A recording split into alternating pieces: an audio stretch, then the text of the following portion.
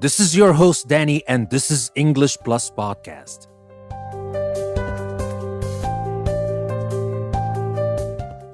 Welcome to a new episode from English Plus Podcast. Today we're going to talk about myths and legends, and we're going to learn about Adonis.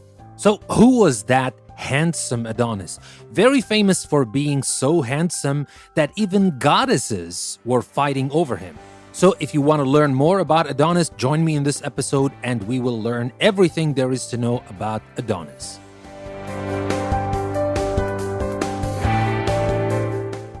In Greek mythology, Adonis was an extremely handsome young man who died and was reborn. Like many other mythological figures who are resurrected or brought back to life, Adonis became associated with the annual cycle of the seasons in which plants die in the fall and grow back again in the spring. Adonis's counterpart in Akkadian mythology was the god Tammuz. According to tradition, Adonis was the son of Mira and her father Theus, the king of Assyria. So attractive was the infant Adonis that the goddess Aphrodite fell in love with him. She hid the baby in a box and gave him to Persephone, goddess of the underworld, for safekeeping. When Persephone saw Adonis, however, she also fell in love with him and refused to return him to Aphrodite. Zeus, the supreme leader of the gods who lived on Mount Olympus, settled the argument by ordering Adonis to divide his time between the two goddesses. During spring and summer, the time of fertility and fruitfulness, Adonis stayed with Aphrodite. He spent fall and winter, the period of barrenness and death, with Persephone. Adonis adored hunting. While out on a chase one day during his time with Aphrodite, he was killed by a wild boar. Some stories say that the boar was Hephaestus, Aphrodite's husband in disguise, or perhaps it was Ares, the god of war and Aphrodite's jealous lover. Both stories maintain that beautiful red flowers called anemones grew and bloomed where Adonis's blood fell on the soil. And now let's talk about Adonis in context.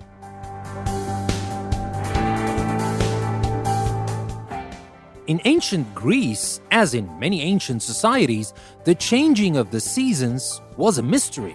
For this reason, seasons were often seen as evidence of the gods at work. Since Adonis was considered a god of plants and vegetation, his months-long stay in the underworld explained why flowers and other greenery failed to grow during winter.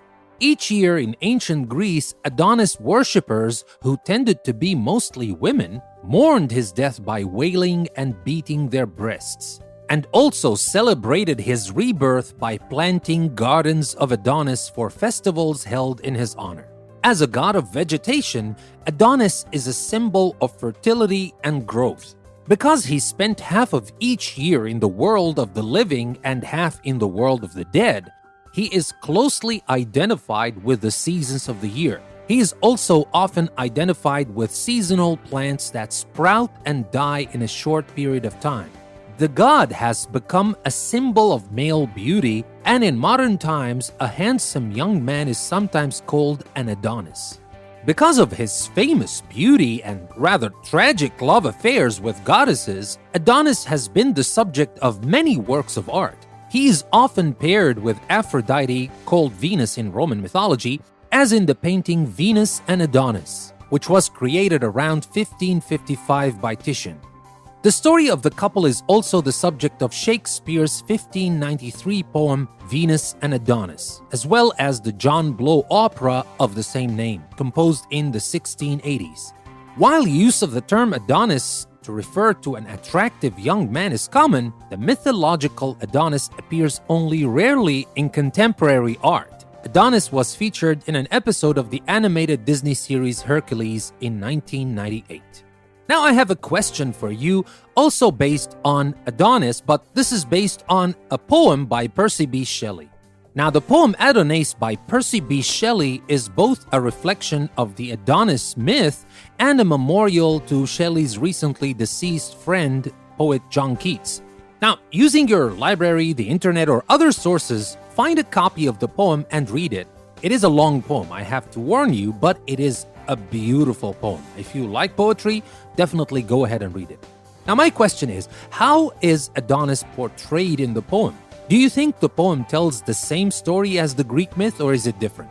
Or is it more about John Keats? You will find a lot of places where things intersect in this poem, but the poem is so beautiful. And because it is so beautiful, I'm going to read to you one stanza. It is sad, yes, but it is so deep.